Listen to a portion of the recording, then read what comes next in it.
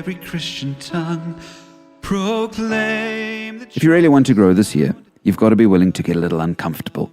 The world today is generally a comfortable place. There are air cons everywhere. If it gets too warm, make it more comfortable. Heaters everywhere. If it gets too cold, make it more comfortable.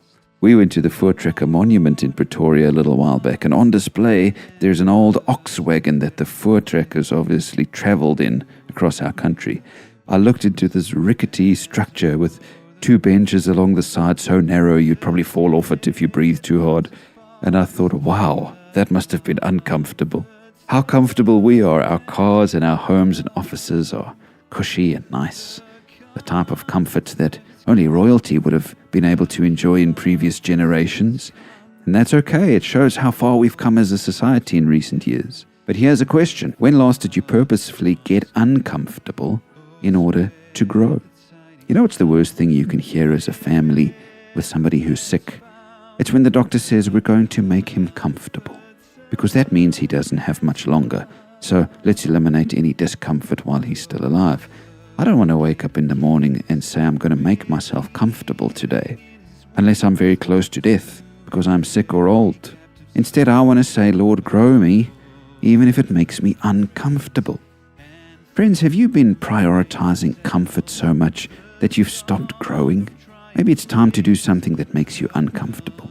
Maybe that alone time with God is weird and uncomfortable for you, but you do it anyway because growing in your faith is that important.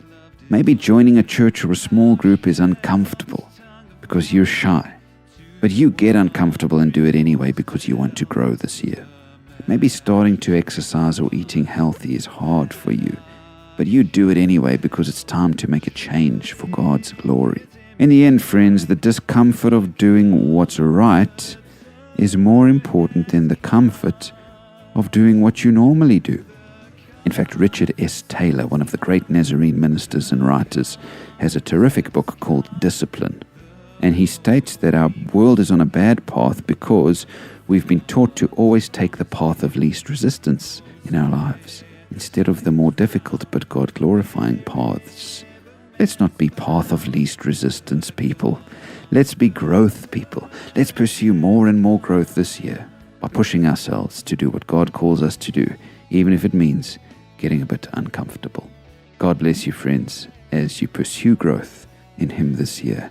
Go well and have a wonderful weekend.